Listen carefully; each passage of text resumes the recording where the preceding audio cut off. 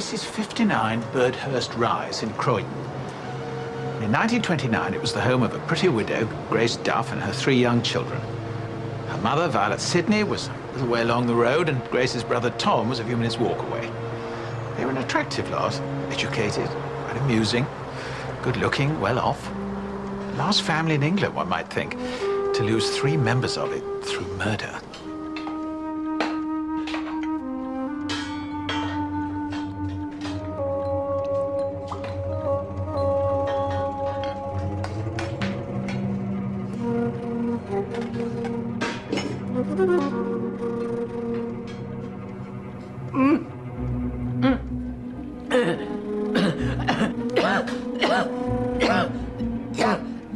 Get me some water. I'm going to take it to school. What on earth for? As a pet. It can't be very playful. So let me have a puppy. They make your sister sneeze. Hello? It can live out in the garden. I can build it a kennel. Darling, shh. Robert? It doesn't look good. I think you should come back. But I've only just left. Grace, I'm serious. You must come now.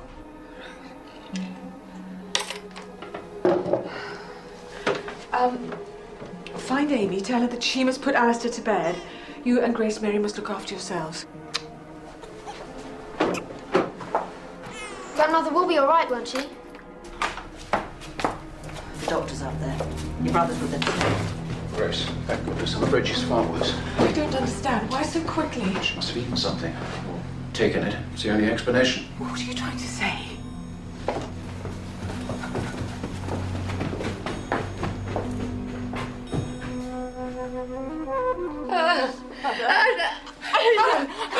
Does she even know I'm here? She does.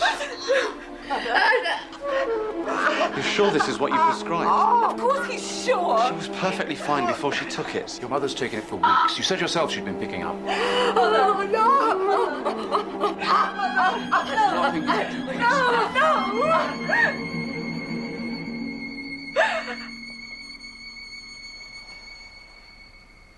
At 7:30 in the evening, on the 5th of March, 1929, Violet Sidney died in appalling agony. Her death was witnessed by her son Tom, her daughter Grace, and Dr. Robert Graham Elwell. The cause of death was acute arsenical poisoning, but there is insufficient evidence to show whether Mrs. Sidney killed herself or was murdered by some person or persons unknown. What complicated matters was that 2 other members of this luckless family had also died within the year. Grace's husband, Edmund Duff, and Violet's other daughter, Vera, perished in horribly similar circumstances. Inevitably, their graves were now dug up, and 2 new inquests were held. The results were loud and clear. Both bodies, just like Violet's, were full to the brim with arsenic. Stop press, triple poisoner on the loose, and a poisoner who must surely be a surviving member of the family. Either that, or at the very least, someone close to them. Their housekeeper, perhaps, or that nice Dr. Elwell. Well, the police and the press had their suspicions, and so will you when you hear the evidence, because one of them certainly did it. But in the end, no charge was brought, and so the Croydon poisoner of Birdhurst Rise walked free.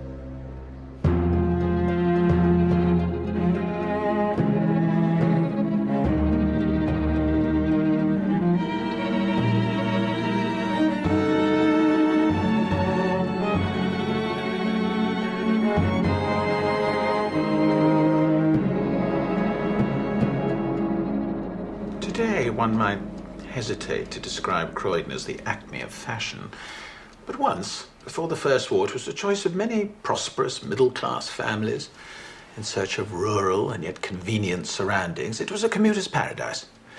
And even in April 1928, a year before the painful events you've just witnessed, it was still a very nice place to live.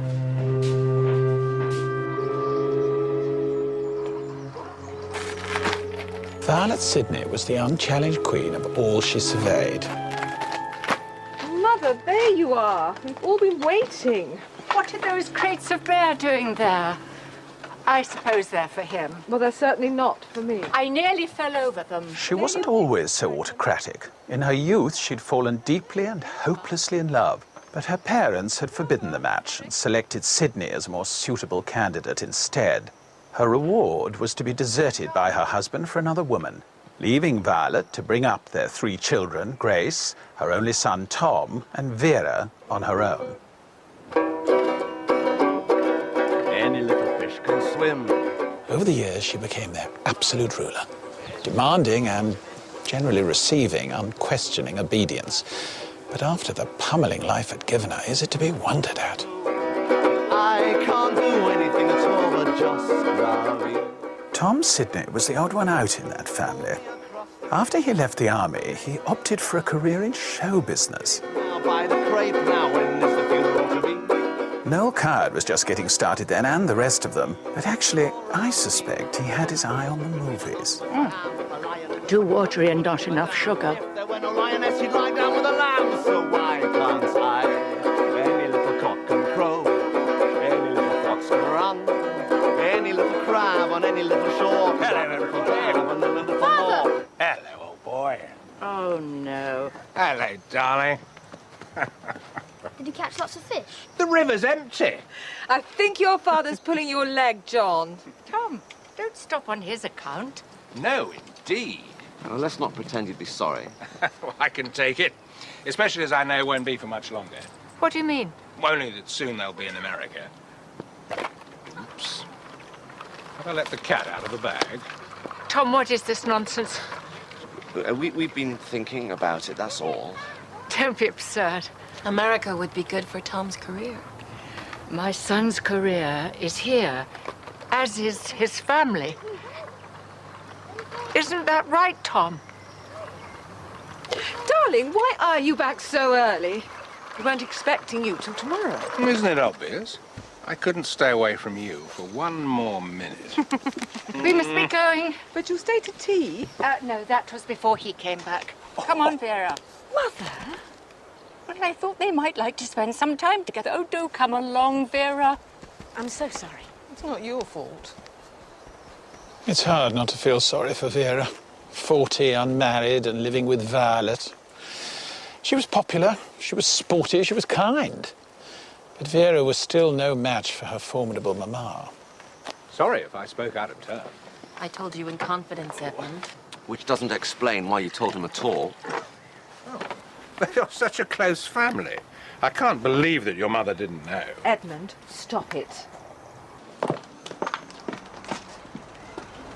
If they want to go to America, you can't stop them. Tom's not going anywhere. It's just that Margaret being ridiculous. Oh, Mother, shush. Oh, Tom, dear, I was thinking about Scarborough this year. The air would do the children so much good. We can't really make any plans, not at the moment, can we, Tom? Why ever not? It's only April, there's plenty of time. No, I don't like things to drift on. We'll go for 2 weeks in August. Tom? Yes, Mother. Excellent. What's settled? Leave all the arrangements to me. Tom met his wife when he was performing in the United States. Of course, a career in song and dance was an unlikely choice for someone of Tom's background.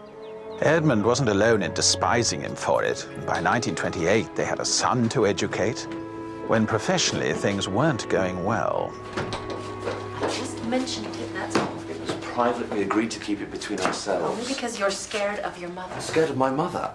2 weeks in Scarborough? I rest my case. It doesn't hurt to keep her happy. It does, if it means we can't be happy too. Tom? I'm sorry, Tom. You shouldn't tease Mother so. I can't resist it, I'm afraid. Well, we can't afford to fall out with her. And she doesn't find it funny. But she should develop a sense of humor. It's a bit late for that. John, stop teasing your sister.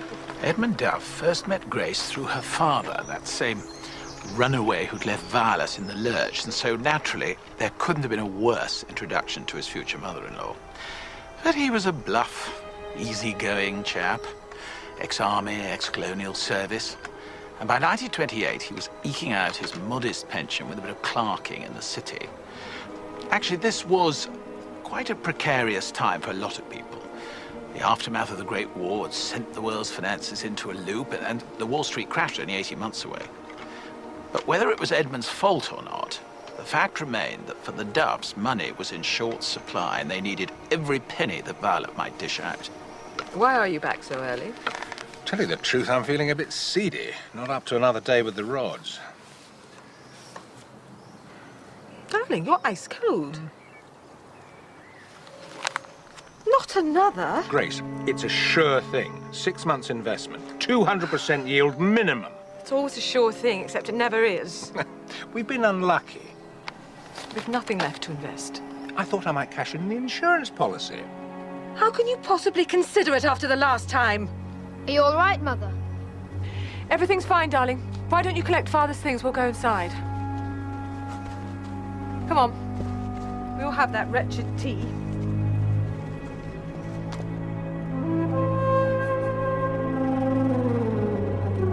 Why don't you tell him to come? Don't be silly. Why not? He's my husband. I'll come round. All right. Looking forward to it. I'm looking forward to it too. Goodbye. Father wants to know if his supper's ready. I thought he was supposed to be ill. Amy, where's Mr. Duff's beer? Sorry, Mom. I'll take it.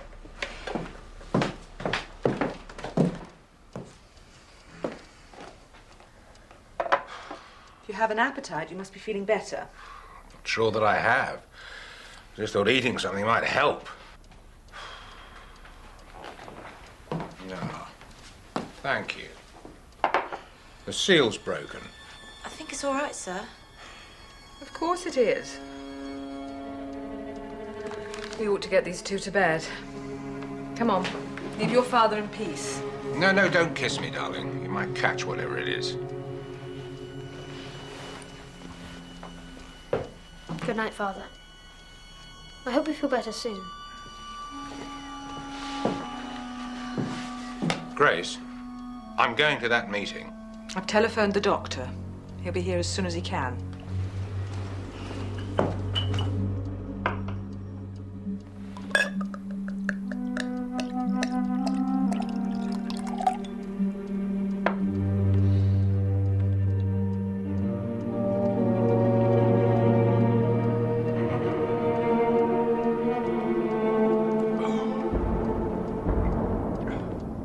Well, give him our love, won't you? And make sure you don't catch it. All right, bye-bye. Men make such a fuss, you'd think no one was ever ill before. Well, she has called out the doctor. Of course she has. She always gives in to him. What about a game of cards? Mother, I'm going to the cinema with Margaret, I told you.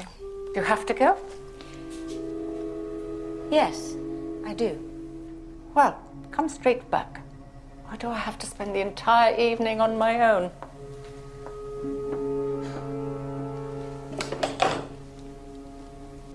We had nothing to pay to the baker that day, and so we crept out of the pot.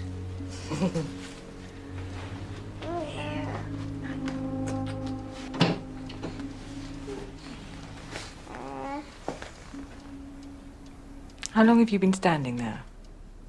You're very sweet with him. How's Edmund? I can't find very much wrong. Must have eaten something. Did he offer you a nightcap?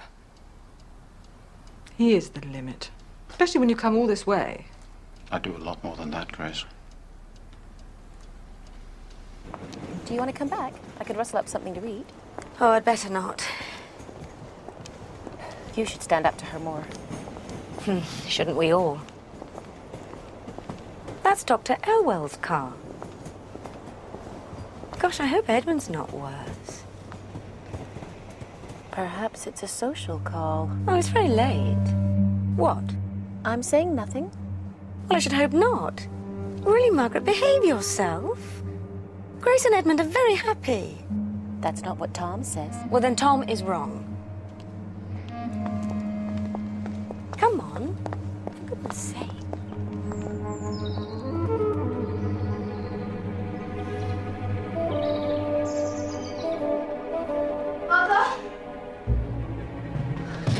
Father, come quickly.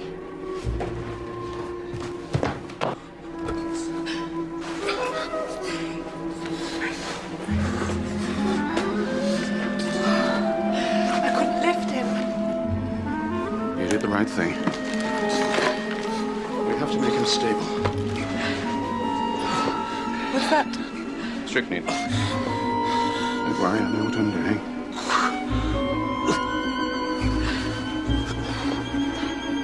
Don't worry. Daddy's strong. He'll be fine, you'll see.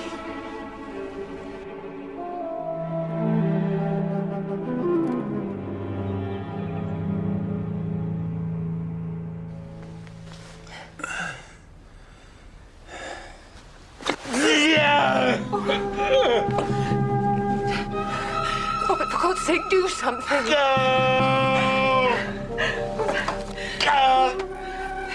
On the 27th of April, 1928, Edmund Duff breathed his last and was soon buried next to two daughters who had died as children.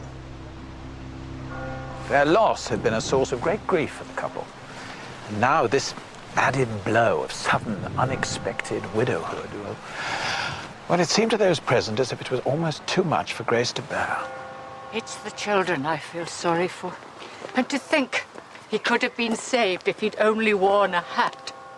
It's really too sad. The post-mortem had been conducted by Dr. Bronte, who came to the surprising conclusion that Edmund had died from degeneration of the heart muscle brought on from fishing in the sun without a hat. Almost as odd as this verdict was the fact that no one questioned it in those deferential days. Now, you mustn't worry about a thing. If you need anything, you just ask. We'll be all right. You're already such a darling about John's school fees. That's more than enough for one person. No, don't be silly. What else am I going to spend my money on? Dear Vera.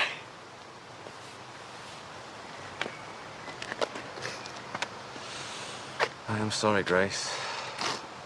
Don't pretend you liked him. I wish you didn't have to go through this, that's all. Margaret's waiting for you. They had all inherited money from their grandfather, but only Vera still had her legacy. Grace's share was lost through her husband's dabbling in the stock market. Edmund was insured, of course, but it would be months before the policy paid out. Could I speak to your mistress? I'll see if she's at home.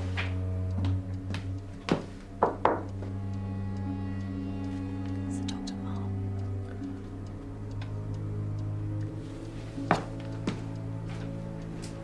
Sorry, sir. She must have gone out. Will you tell her I called?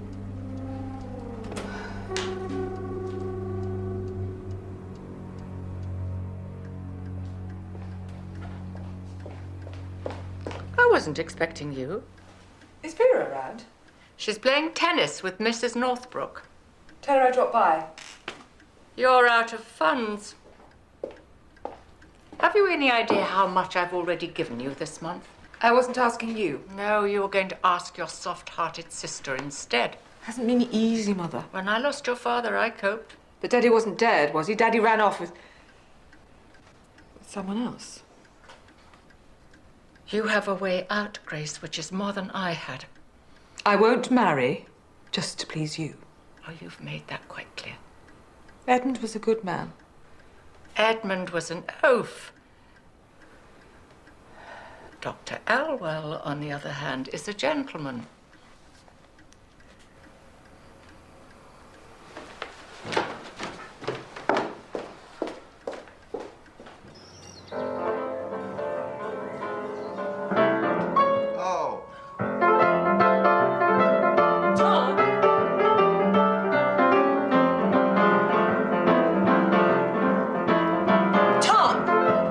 What is it now? It's from your club.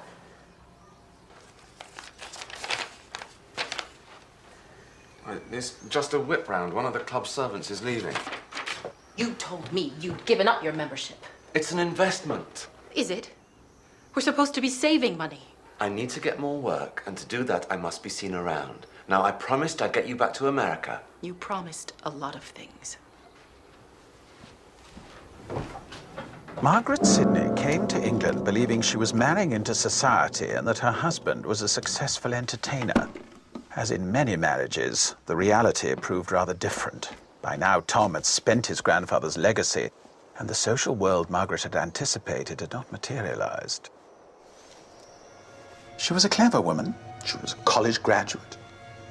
But work wasn't considered appropriate, and their level of society, well, respectable, was hardly cutting edge. In short, she was bored to death. Shall we go out tonight? Have some fun, what do you say? I'm not a fool, Tom. Don't treat me like one to be bought off with kisses and treats. You have to trust me, Margaret. We will get to the States. When? Soon. I hope so. Because one way or another, I'm going home this year. And the children are coming with me.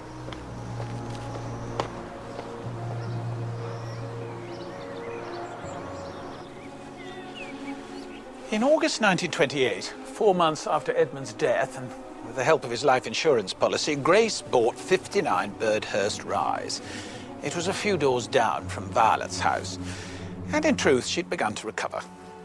Thanks to her mother and sister, she was no worse off, really, than when Edmund was alive, and she was at least free of his harebrained financial schemes. And she wasn't alone. In the years after the Great War, there were plenty of young widows around. Grace, you really can't put that oak chair next to the walnut desk. It doesn't work to mix woods in a drawing room. It's my drawing room, Mother, and I shall do as I like. Where should I put these? Not in here, surely. They were Daddy's. Darling, let's put them on the mantel shelf for now. What on earth is all this stuff? My feelings entirely. It's my stuff and it's my home. Well, hello. Who's ill? No one, I hope. Robert. I thought these might cheer you up. You exhausted? Why? Do I look it? Grace. By early 1929, almost a year had passed since Edmund's death, but not much had changed for Tom Sidney. He still hadn't made the grade in England, and he still hadn't made the break to America. No shadows born of earthly light. Oi! Get out of there!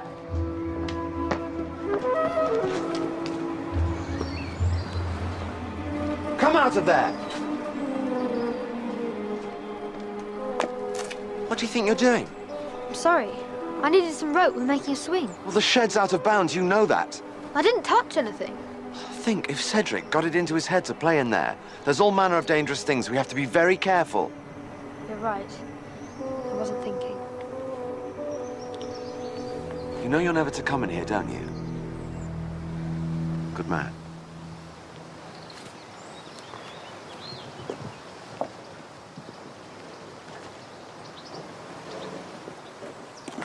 John. John. Go on. Go and make your swing. Thank you.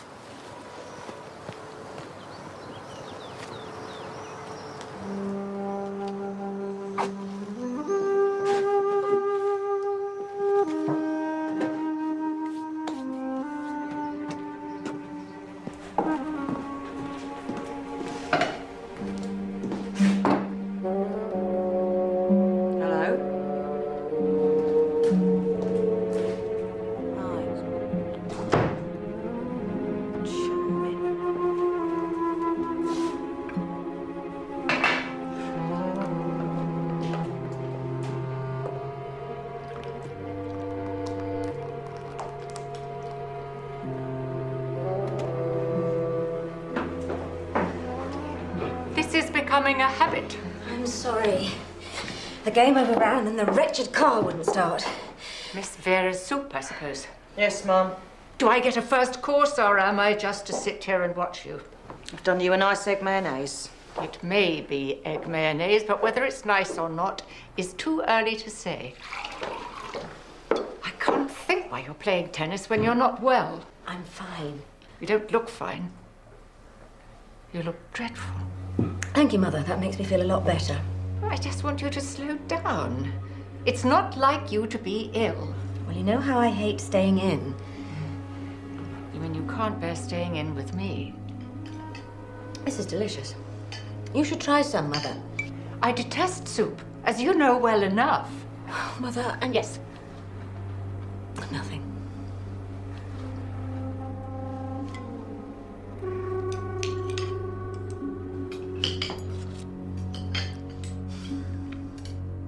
Why do I have to? Because your aunt pays your school fees. I didn't ask her to. Don't be so ungrateful. It's all Father's fault. Don't talk like that. Daddy didn't plan on dying. What are we going to do? Don't worry. I will look after you, you know. I'm the man of this house now, and I will look after you.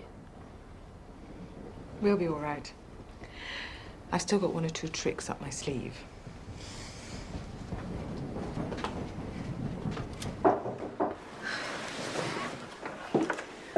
Vera.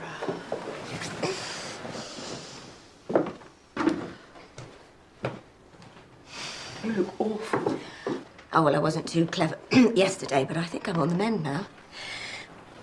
Oh, John, they're beautiful, thank you. Yes, take. Will you let me call Dr. Elwell? No, I'd rather you didn't. Oh, Vera, don't you start. I've already had all of that from Tom. I hate gossip. Do you? I love it. Not when it's about you.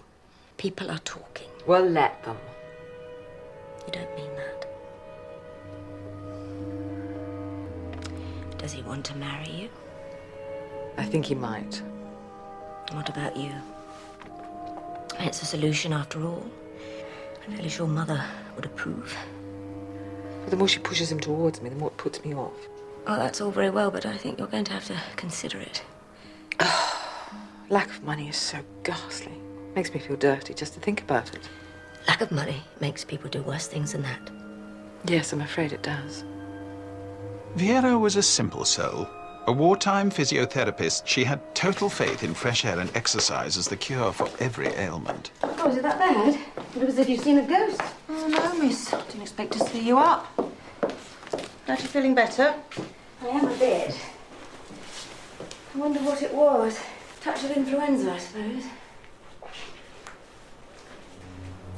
What is it? Miss Vera, I'm afraid I know what it was. It was that soup. Well, what makes you say that? Well, you won't tell your mother. Of course not. Well, you know how strict she is about what I'm allowed to eat. Of course I do.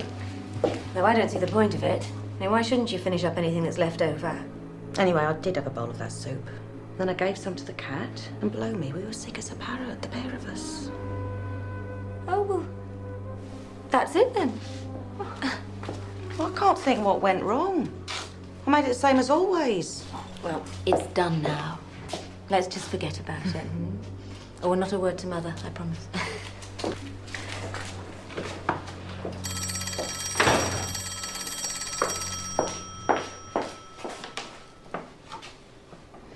Mrs. Sidney's residence? Is Vera there? Oh, no, I'm sorry, you've just missed her. But I thought she'd be laid up for days.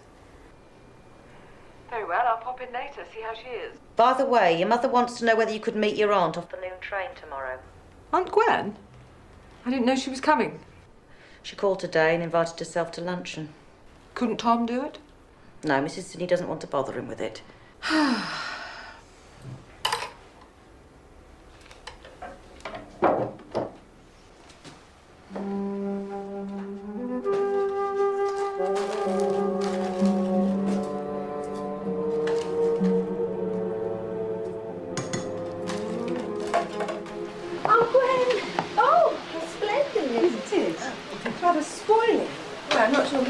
Will know what to do with it. It's quite simple, but you do need a sharp knife. I thought I heard voices. Gwen, how lovely to see you. Do look what Aunt Gwen's brought. A pineapple, heavens. Give it to me. I'll take it to the kitchen and let Mrs. Noakes have her way with it. Then I'll shoot off. Aren't you staying for lunch? I'm afraid I can't. I must sort out the children, but I'll see you later for tea. I'm so pleased that things are looking up for Grace. She spoils those children, running around at their beck and call. As opposed to running around at your beck and call. These days, I'm quite used to my wishes coming second with all my children. Are you, Mother? I'm sorry Tom couldn't join us. I should love to have seen him. I didn't want to bother him. Margaret says he's not feeling very well. If he isn't, it's her fault. Are you going to try some of my soup, Aunt Gwen? I'd love some if I'm allowed. Actually, I wonder whether I will. I'm not feeling terribly hungry. Nonsense. You always have soup.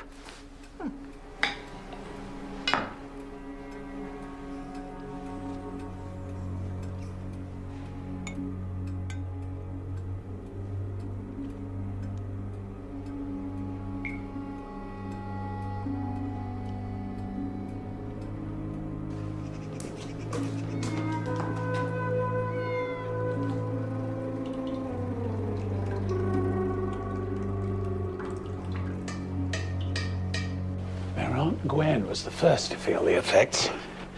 And although she did manage to get home, she was extremely ill.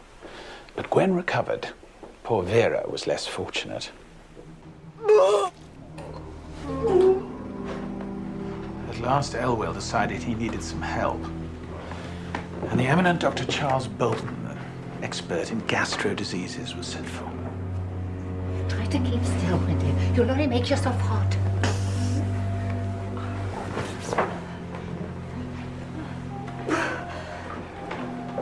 Gastrointestinal influenza, aggravated by dilation of the heart. He says the exercise brought it on. He thinks that car's the culprit. Starter handle. It's much too violent an exercise for a woman. I've warned her so many times. Still, now we've a diagnosis, we can make sure we get you better. It's incredible that nobody questioned these extraordinary diagnoses. Well, they didn't. I suppose the key factor was that Vera seemed to have influenza, a disease that had claimed more victims after the Great War than died in the war itself. In those days, flu was no laughing matter. Is it as bad as she says? I'm afraid so. There must be something you can do. I really wish there were.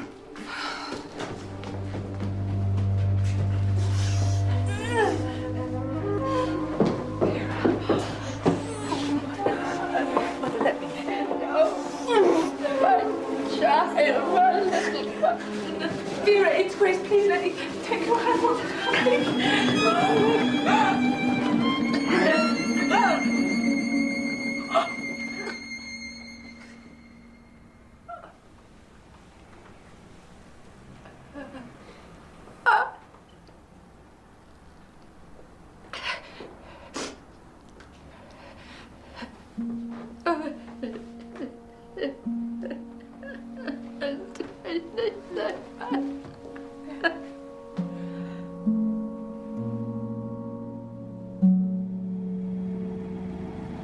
Despite the similarity to Edmund's death, the world accepted that the car starter handle had done for Vera. And a few days later, she was buried next to her unfortunate brother-in-law.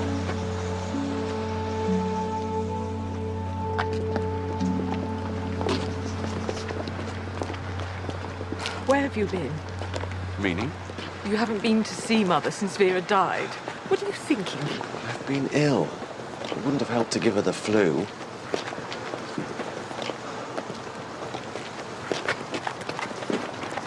Don't be sad, Mother. Things will get better. Is that a promise? You'll get Aunt Vera's money, won't you? She's only just died, John. I know. And it's terribly sad, and I'll miss her dreadfully, but even if she splits it with Uncle Tommy, I'll still get half. I don't want to talk about it. See if Grandmother's all right, there's a dear. I was only trying to be helpful. Perhaps he's right. She only had her share of what Father left us. But she was careful. There should be something. Of course, there's one way to solve your problems. And it would certainly solve mine. It's also muddled, Robert. Don't force me to make a decision when it won't be what you want. I know what you're thinking. One less time to hold it here. I was very fond of Vera. She was always very kind to me, unlike some of your relations. Do you think Vera left you any money? She might have done. Why? Just as long as you understand, I'm not staying in England because you won't leave your mother. Vera has died. Mother needs me. I'm just warning you, that's all.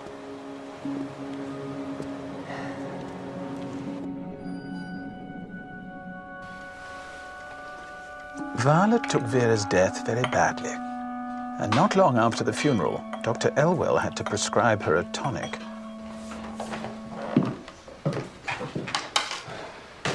You looking for the will? Why? Have you already taken it? God knows what I'm going to do with all this stuff. Give it to the church, I suppose. Where's Mother? Downstairs. What are we going to do about her? Well, I'm not going to take over from Vera, so you can forget that now. You know Mrs. Noakes is leaving next week. She can't. I think she is. Well, who's going to look after Mother? You'll have to talk to her. What could I say? I don't know, but you have to think of something. All I know is I have a dead husband, I have 3 children, no money, Vera's things to sort out. I can't manage an impossible mother as well.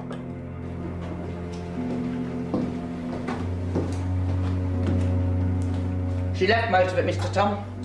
Shame to waste it. Don't worry, I don't see why you can't eat the leftovers. It's one of Mother's peculiarities. Well, she's certainly got plenty of those.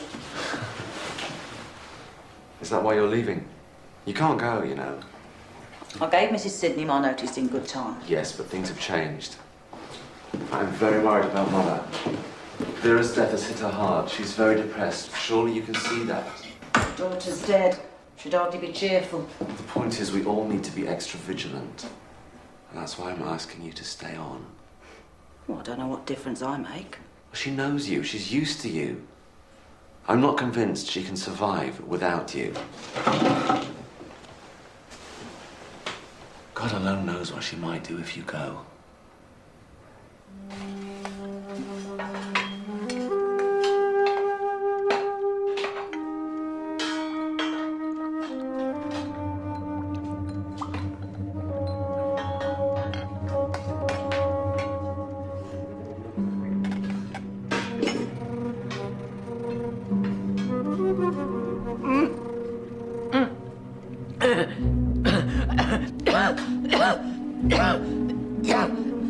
Get me some water.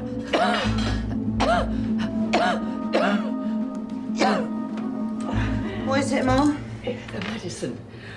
Oh, gritty, foul taste. Do you want to shake it? Oh, I think I did. Oh, don't let me make lunch late. You know how I hate that.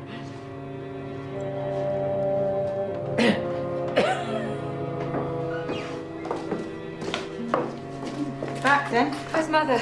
In the dining room. She's still having lunch? No, miss, she's finished, but she's not feeling too well. She wants to sit quiet for a while. Mother, what's wrong? Grace, thank goodness. What is it? I think I've been poisoned. What? It's the medicine, miss. Your mother thinks it tasted odd. Well, it certainly doesn't smell very nice. It's poison, I tell you. I feel dreadful. I must go and check on the children. I'll stay with them. Thank you. Grace, it's not the right time. Robert, no. Not now. I know you mean well, but I wish someone would just let me manage my own life for a change.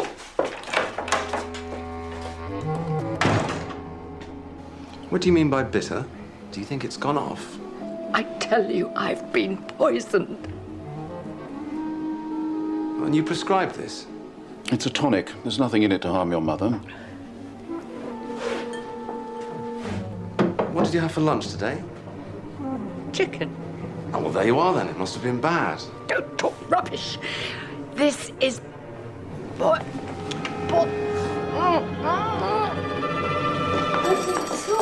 on earth for? It's hard hardly very playful. So let me have a puppy. They make your sister sneeze. Hello? Well, it can live in the garden. I can build it a kennel. Darling, shh. Robert? It doesn't look good. I think you should come back. But I've only just left. Grace, I'm serious. You must come now.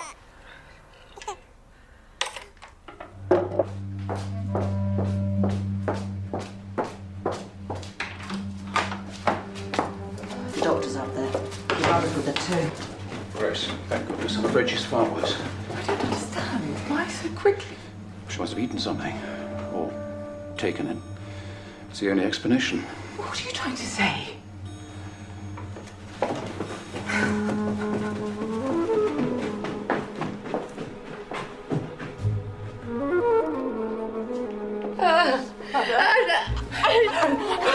Does she even know I'm here? She does. You're sure this is what you prescribed? Oh, of course he's sure. She was perfectly fine before she took it. Your mother's taken it for weeks. You said yourself she'd been picking up. Oh, no! There's nothing you can do, Grace. No!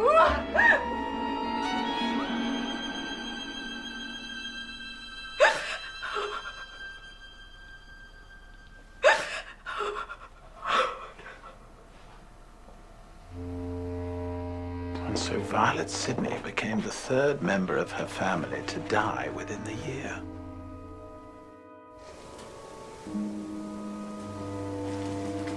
At last, the alarm bells were ringing, and not before time.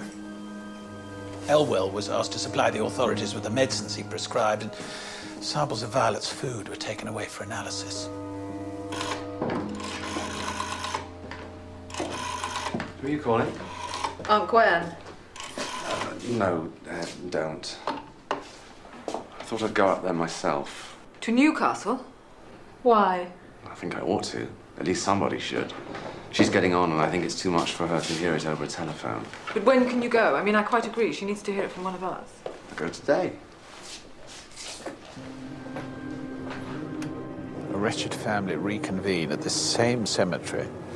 There was a funeral, but only because the hopeless Dr. Bronte, he who diagnosed Edmund's death from lack of hat-wearing, decided that Violet had died, and I quote, from unidentifiable causes. Unsurprisingly, she was not allowed to rest. An analysis of her medicine resulted in both Violet's and Vera's bodies being exhumed within the month. And it wasn't long before Edmund's grave also yielded up its secrets.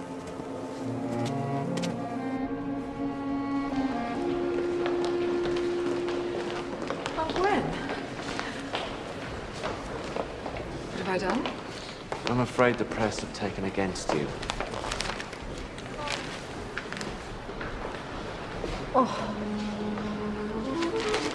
There were 3 inquests in all, and the coroner, Dr. Jackson, heightened the drama by declaring he would hold them all concurrently. So it was soon established that first Edmund, then Vera, and finally Violet had all swallowed arsenic. In other words, there was a triple poisoner at large. The last of the inquests was Edmund's, and by that time the verdict was not a surprise. We find that Edmund Crichton Duff met his death on the 27th of April, 1928, from acute arsenical poisoning, administered by some person or persons unknown. What the coroner did not do, however, was point the finger at a suspect.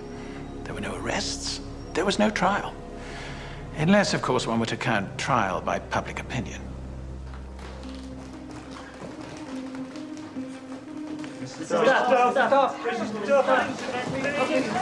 Press, public, even the police cast Grace Duff in the role of killer, ridding herself of her boorish husband and ending his reckless financial dealings. According to this version, she killed her sister and her mother simply to gain her share of their fortunes.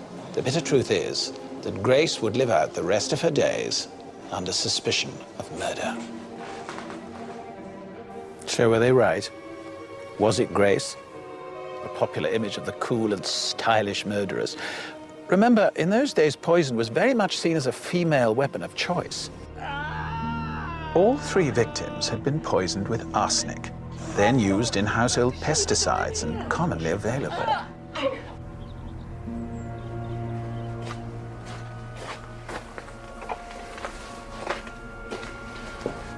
consensus was that the first dose of poison was in the beer. And it was certainly meant for Edmund, because nobody else in the house drank it. What are those crates of beer doing there? I suppose they're for him. Well, they're certainly not for me. I nearly fell over them. Vera's poison was in the soup. Absolutely no question. Actually, I wonder whether I will. I'm not feeling terribly hungry. Nonsense. You always have soup. Everyone knew that nobody else in the house drank it. It was Violet's tonic that finished her off. What is it, Mom? Medicine. Gritty, foul taste. Could it have been Violet? She certainly hated her son-in-law. Could she kill him to make way for Dr. Elwell? Then rid herself of an uncomfortable relationship with Vera and finally take her own life in remorse? Well, it was an idea put about at the time, and Tom appeared to believe it. My mother thought her garden paths looked untidy and asked me for some weed killer. I bought some and made up a solution for her. She never did the paths, but I dread to think what she might have used it for. To me, Tom's theory of homicidal suicide is the least convincing of all. However much she loathed her son-in-law, I can't believe she would have poisoned her beloved daughter Vera and then visited a similarly gruesome death on herself. No, it wasn't Violet. Could it have been Mrs. Noakes? Obviously, it would have been easy for her to poison the soup, but why would she drink it herself? I think we can safely acquit Mrs. Noakes, especially as she had neither motive nor opportunity to kill Edmund. So who did? Elwell came in for some suspicion. So in love with Grace, he'd do anything to make her his. How long have you been standing there? You're very sweet with him. How's Edmund? I can't find very much wrong. Must have eaten something. Did he offer you a nightcap? He is the limit, especially when you come all this way. I do a lot more than that, Grace. No. As a doctor, he would surely have used an untraceable poison, not arsenic. Right thing. And what about the most shocking theory of all? And what did you do with the rest of the weed killer? I kept it in my shed for safety. Could anyone have access to your shed? No, I always keep it locked. Although, now you ask, I did once find my nephew John in there. I was quite cross with him. I have young children, you see. Was it John? Tom's testimony suggested that it might have been the boy who took the weed killer. So desperate was he to make his mother's troubles go away. I thought I might cash in the insurance policy. How can you possibly consider it after the last time? Are you all right, Mother? Everything's fine, darling. Why don't you collect Father's things? We'll go inside. Could it be true? Did he kill his father? Only to find he'd made his mother's life more difficult than ever. It's all Father's fault. Don't talk like that. Daddy didn't plan on dying. What are we going to do? Don't worry. I will look after you now. I'm the man of this house now, and I will look after you. I suppose the boy might conceivably have poisoned Elwell, but not his grandmother and aunt. Does he want to marry you? I think he might. It's a solution after all. I'm sure it wasn't John. I'm afraid we are left with the siblings, Grace and Tom. Where's Mother? Downstairs. What are we going to do about her? Well, I'm not going to take over from Vera, so you can forget that now. So which of them was it? Tom or Grace? Both of them had a motive to kill Violet, as they both stood to inherit her money. But would they really want poor, harmless, generous Vera dead? Of course, she was the only one who'd husbanded the inheritance they'd all received from their grandfather, and she had no children, so Tom and Grace stood to benefit. At the inquest, Mrs. Noakes remembered seeing someone in the passage. Do you think Mr. Thomas Sidney was in the house on the morning that you prepared the soup that later made you and the cat ill? Yes. Are you sure you saw him? I was sure. I just caught a glimpse of him. Oh, you just caught a glimpse. That's a little vague, don't you think? You're not muddling it up with some other day? Well, he was in and out all the time. Suppose it could have been another day. She thought it was Tom, but was it Grace? And was she muddled? On the day of the poisoning, Grace brought Gwen to the house. Look what Aunt Gwen's brought. A pineapple. Heavens. If it's me, I'll take it to the kitchen and let Mrs. Noakes have her way with it. Then I'll shoot off. Aren't you staying for lunch? Even though Grace didn't stay, she knew that Gwen was there. I'm sorry Tom couldn't join us. I should love to have seen him. I didn't want to bother you. Tom, on the other hand, was unaware there even was a luncheon in Gwen's honor. Edmund's death is the awkward detail in all this where Grace is concerned. Tom might dislike Edmund, but Grace alone would benefit from her husband's death. The seal's broken. I think it's all right, sir. Of course it is. So were the press and public right? Was she a murderess? The police never accumulated enough evidence to charge Grace with murder, and I'm confident that the reason for this is a simple one. She didn't do it. The key to the mystery is Gwendolen Greenwell. It was essential that only Vera drink the soup. However, on the day, Aunt Gwen invites herself for lunch. So who of the possible poisoners knew that Gwen would be served the soup? Well, Violet knew. Mrs. Noakes knew. Grace brought her from the station. Obviously, if she put arsenic into the saucepan earlier, she would have gone into the kitchen and accidentally spilt the lot. The only member of their circle who did not know that Gwen would be in the house that day was Tom.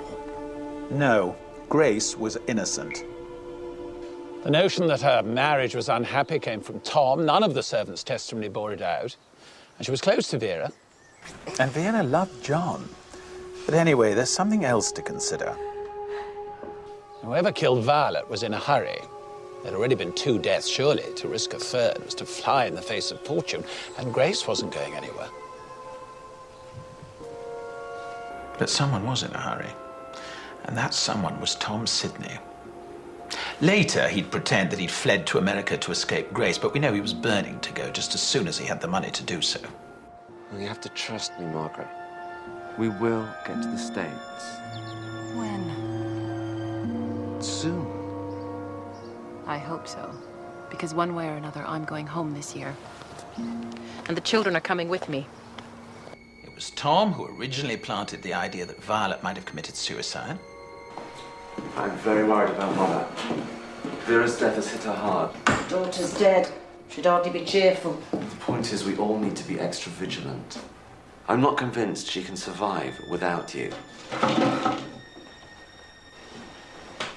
God alone knows what she might do if you go. And it was Tom who suggested that Mrs. Noakes could be the killer, or even that the murderer was young John.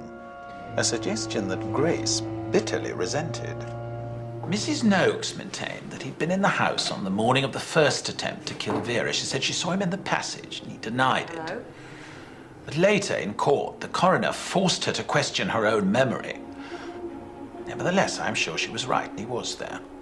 Just as he would have been in the house the day that Violet died. And why did he go to Newcastle to tell Gwen? I'll tell you why.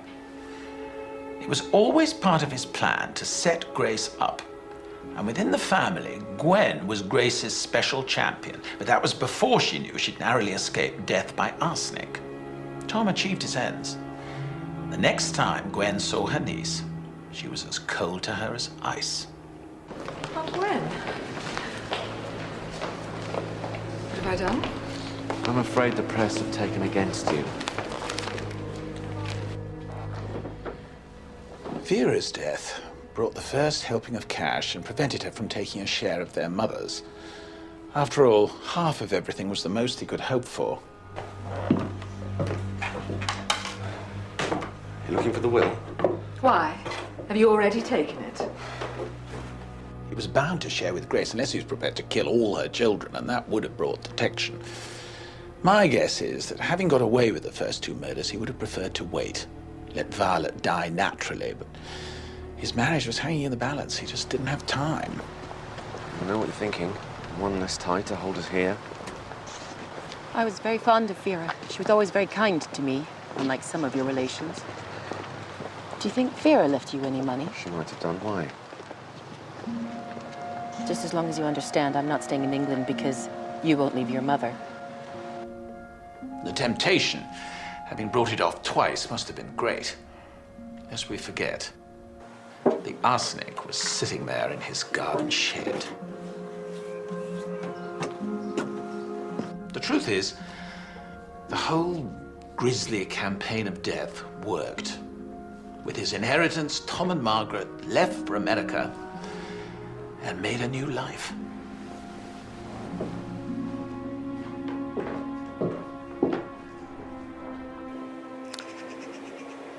These are the graves of all three victims. Violet, Vera, and Edmund. Why Edmund? He didn't like his brother-in-law. He detested being the butt of his coarse humor. But murder? Well, I think firstly, he wanted to rid himself of the only other man in the family who might challenge him. I also think he wanted to try out his method, which with both Edmund and Vera meant giving small amounts of the poison to simulate illness before killing them. In that way, he could achieve a diagnosis of natural causes, which, thanks to Doctors Bolton and Bronte, he managed both times. But finally, I'm sure his real motive for killing Edmund was to have a fallback position if the whole thing should go wrong. With Edmund gone, it meant whomever was killed later, suspicion was bound to fall on Grace. And in this, he was quite correct. It did. And it ruined her life.